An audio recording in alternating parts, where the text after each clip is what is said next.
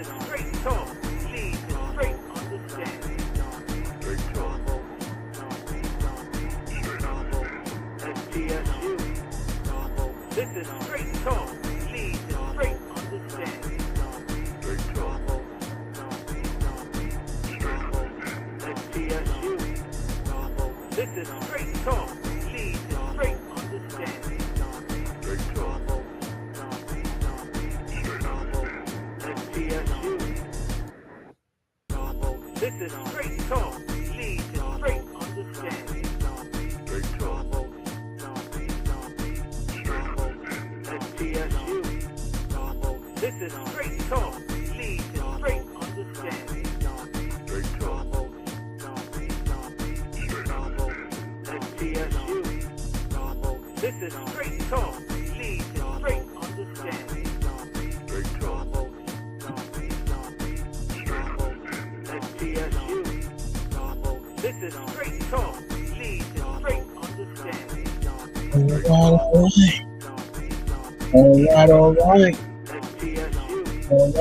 right. This is straight talk. Lead to All straight right. understanding. All right. What's going on? It's been a long time. I shouldn't have left you. What out of straight talk to bless you. Anyway, what's going on? Instagram, what's up? Facebook, what's up? YouTube, what's up? All those like, subscribe, comment, all of those good things. This is social media. This is Sean Bolden, Sean B. Pardon I'm trying something new, so pardon the whole darkness in here and lightness over here. But anyway, what's going on? This is Straight Talk Leads to Straight Understanding. My name is Sean Bolden, Sean B. However you know me. I am here on Instagram. I am here on Facebook, and I am here on YouTube. Like, subscribe, engage. If you want to join me live, just press join and we can do that too. So, Fran, what's going on? Dana, what's going on? Anthony, what's going on? All those who are joining me, what is going on? All right. So, there's a few things I want to talk about. I haven't been on here for a few weeks. So, you might have missed a few things. I know we got a new president-elect. It's a little touchy for some folks. Just checking in with, all right. That's a little testy for some folks. With me, it is what it is. I will now reveal what I did. I voted for Kamala, but I predicted Trump. Yes, I predicted that Trump would win. I voted for Kamala because if I was going to choose between a white brother and a minority sister, I'm going with the minority sister. So that's what my choice was. I wasn't going to vote at all, but I did, and that's how I voted. Even though I did predict, I did see it a mile away, just because I guess he did the street campaign. I know my man DeMizza, shout out to DeMizza, said that he spoke with Jermaine Dupri, and Jermaine Dupri brought up to his attention that Trump used a lot of street promotion marketing tactics, which I'm very familiar with. So because he was doing that, I didn't realize that my gauge was determined because of that. All right. So my gauge of what I was figuring out, or why I felt and predicted Trump would win, is because on the words of the streets that I was getting is what determined that. And so while I did hear the voices of my sisters who were very loud and prominent, I realized that it wasn't going to be prominent enough. But I was going to support them regardless, but it wasn't going to be prominent enough. Yeah, it was loud enough, but it wasn't prominent enough. There wasn't enough numbers. And from what I saw, this was the first time where I saw and heard a lot of the black men were, there were many black men who started to support Trump, and there was many other cultures, Latin, Polyasian, and of course white, who also were supporting. So with that being said, I kind of gauged that, predicted that he would win. And I told some of my, supporters of Harris, I was like, yo, I'm supported, but, for a lot of different reasons. But I don't really think it's going to happen. And they was like, no, no. And they were really devastated. You know why I wasn't going to vote? And you know why it really didn't matter to me? Because you know who my God is? My God, my president is God. And so I really didn't concern, for surely the Lord knows what he know not. So no matter what the outcome is on this country, it really didn't matter to me, because this world, this universe is and who I surrender to is the Lord. So it really didn't matter to me one way or the other. So that's why, and not to mention, I asked a question. And what I asked the question was, do our votes really matter? Because really the electoral is what was going to matter. And I'm not an electoral voter. So did it really matter? Is that what I was coming to the conclusion where I was like, it really don't matter if I vote, because quite frankly, if I voted or if I didn't vote, the electoral was going to determine who was going to win, as it did. The popular vote, which has been popular for the last few decades, didn't really matter.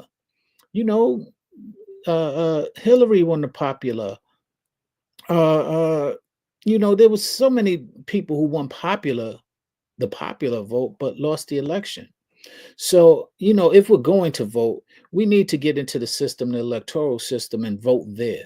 Vote on to who's going to be our representatives there, so that we can have a better uh, idea or better point of helping out who's going to be president. Otherwise, presidential votes is just an illusion. It makes you feel like you're somebody, makes you feel like you're doing something. Somebody mentioned to me, we should have Joe Biden resign so Kamala could be president. I said, for what? That makes no sense. That's just playing with people's emotions and feelings, and that don't make sense. It's kind of like the resemblance of, you know, um, allowing y'all saw how when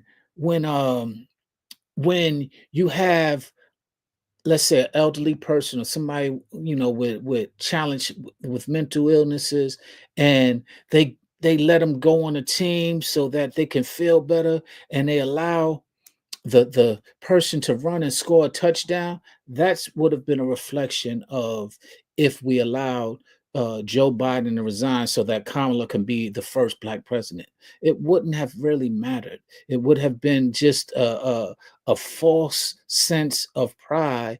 And why would we do that?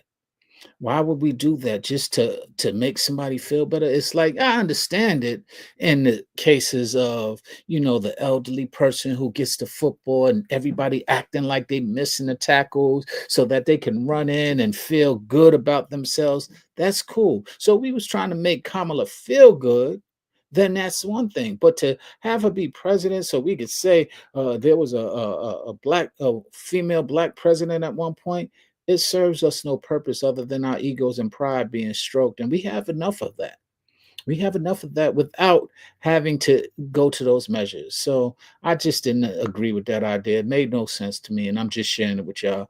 Although, like I said, I did vote in her favor, but I did predict that Trump will win. So God continue to guide us and continue to be our covering, because to God, my brother made this song a long time ago called Pimps and Hustlers, right? So pimps and hustlers, uh, beggars and thieves. In God I trust, but in money I believe. Now he repeated that to me recently, and that's a lot of our issues, if you ask me. In God we trust. We call, quote unquote, say we trust in God, but in money we believe. Money becomes our biggest thing. No, the reason why some people went over to support Trump was simply because the economics, because the money. That is a lot of people's Lord. That is a lot of people who what they praise. And it's an unfortunate reality that we're dealing with right now. And so if we want something to change, we got to change our mindset on what we actually value. We value money more than we value anything else. And we sitting there lying to ourselves when we say we don't. And that's kind of where we are right now. Why we are. So why are we surprised? In God I trust. That's what you say you trust, but in money you believe. Let's be real. In God I trust, but in money you believe. And if we're going to believe in money, then let's call it what it is. But other than that, nah, we are sitting here playing an illusion, playing mind game. I'm loyal to the truth, the whole truth, and nothing but the truth. I'm only lying to myself if I'm lying to you. I'll say it again. I'm about the truth, the whole truth, and nothing but the truth. I'm only lying to myself if I'm lying to you. So, with that being said, God bless America, and let God bless America. Why are we worried about who's president if we are quote unquote believing and trusting in God? We're not. If we're worried, we're not having faith. With faith, you have no worries. And if you're worried, then you're not having faith. And that's just straight talk. And I hope you got straight understanding behind it.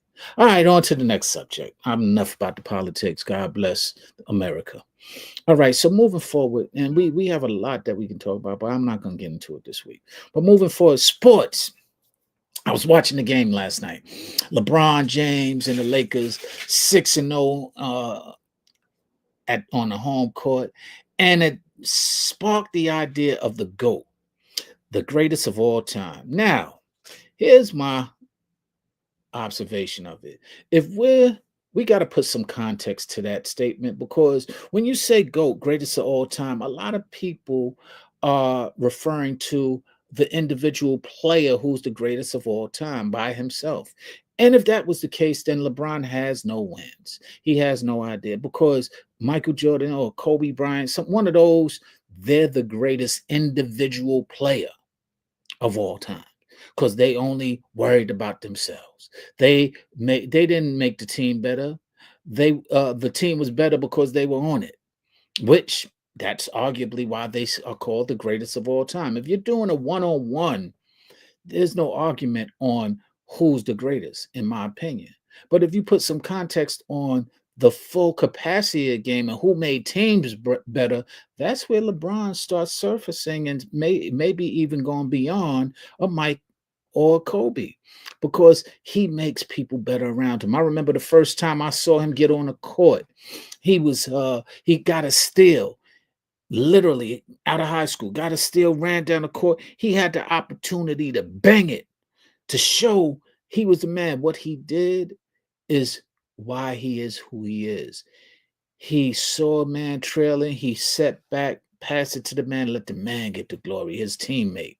His first shot, he could have he had a steal, he could have did a reverse dunk, all of that. Instead, he chose to allow his teammate to shine. Now, a lot of people don't agree with that, but that's also why he's able to work as old as he is. At 40, they'd say, oh my God, how's he playing? Because he didn't put all the wear and tear, all the weight on his shoulder. He understood he had a team, and he allowed that team to balance things out. You know what I'm saying? He allowed, and that's what makes him great. That's what makes LeBron a good argument for the greatest of all time. Because when you put in the context of he makes people better around him, he makes them shine. That's what he did last night on a few of the assists that he did. What's going on? How are you, sexy spirit? I'm doing well. Thank you. Blessings to you as well. But yeah, as I was saying, if we're going to use the context of individual greatness, by all means, Jordan, I will argue Kobe, because they're one and the same. By all means, individual player greatest of all time, GOAT, one of those. But if we put some context into who and how a person plays in full, the totality of the game, understanding the court, understanding getting the other players involved so that you can take some of the weight off of your shoulder instead of just carrying all the weight. If we was on a playground and that's the people that you wanted to choose, the best player, by all means, Jordan or Kobe, you want that tenacity. But if we're talking about the long term, being able to have the long term, which is a vision that's broader than just yourself, that's just the immediate, we're talking easily. LeBron has a statement to be said in that whole commentary, if we're using that as context, because LeBron makes everybody, he made everybody, and he makes sure he looks at everybody on a team and tries to uplift them instead of just holding all the weight on his shoulder. Again, that's probably why he could play at the age he's playing right now, in the capacity of where he's playing to right now, because that's what he has always did. He never put all that weight on his shoulder, which a lot of people, in fairness, that's how they judge the greatest of all time. And to each his own. But if we're looking at more than just the individualism, because that's great on some instincts, and they held it down, they were confident, they practiced to be the best player in the world by themselves and isolated themselves and relied on themselves and trusted no one but themselves until they started trusting little Kobe with Shaq and Jordan with Pippen and somebody else. They couldn't win championships. So they always need the team. And that's the difference about LeBron to me versus a Kobe or Mike or even Magic Johnson versus a Kobe or Michael Jordan. And I'm not one in the sports, but that much I do know. If you want a team to work in the long run and consistent, you have to be above just the best player. Because if you go down, the team goes down. And that's part of why a lot of those teams failed and why they did get the accolades, because they became the team. They became the only one they could rely on. They became the best player, but the selfish player. And that selfishness, has its advantages because, you could go ahead and prove it to yourself, and that's why you are the greatest of all time individual player. But when it comes to being the greatest of all time who makes the teams better, I would lean more toward LeBron. And I just was thinking about that yesterday when I saw some of the highlights of what he was doing. He scored in it, got another triple-double, third time in a row. Triple-double means that you're doing a lot more than just scoring. So with that being said, I had that on my mind. Now, let's go to the topic that's been really, I spoke about things with the elections earlier. Let's go before I leave, because I'm gonna make this short. Topic that has been going on: gender wars, black women, black men having this constant friction and this constant butting of heads. Man, why is that? Does anybody know why is that? Why is there lack of respect? Sharon, what's up, brother? What's up, Sharon?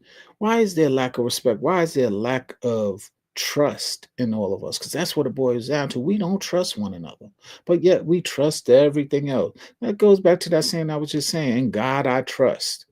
Do you really trust in God? Or do you trust in the money that you have? Because in money, I believe. In God we trust, but in money we believe. Many times people lean on money more than they lean on the Lord. That's just a fact. A fact. And unfortunately, we don't even look at that fact because we so mesmerized by the money. You hear what I'm saying? So that's a whole topic. I definitely want to speak to that because that's where the divide is coming. When you have cover your own ass mentality because you don't trust anybody but yourself, it is the nucleus of division. It is the nucleus of divide and conquer. And it's used very well by those who use divide and conquer. All right, so I'm not going to get into that today, but I do want to touch on that sometime in the future, and I want some of y'all to join me. So with that being said, I'm about to wrap it up. I like making these short. I've been offline, y'all. I'm only coming on here because I want to be consistent to the straight talk that I agreed to. But so Thursdays, I try and I missed the last couple of Thursdays. I was sick, and then I was traveling the last couple of Thursdays. But now I'm trying to stay consistent, just simply because I do enjoy talking, but I'm putting it in other spaces and places. Y'all gonna hear me, but it might not be here on these channels. You will hear me briefly. I miss being with Precious, and then my schedule hasn't allowed me to be with Precious and the men's panel, but I do hope to join them sometime soon. But overall, I want to talk with y'all directly and just kind of express some of the things that's going down. All right. So with that being said, this is Straight Talk, Lisa Straight Understanding. Come see me Thursdays, 6 p.m. Pacific, 9 p.m. Eastern. I'm enjoying my family. Big up to all those family members who are either ailing with things, who are happy, whatever you're going through. Big up to them, and big up for y'all who join me. Sherwin, I see you. Saucy, I see you. Abundantly, sexy spirit, I see you. Call, text me the number. I might not have it. Text me the number. I'll call you, Sherman. Sherwin. All right. Hit me right now after we get off, and I'll hit you.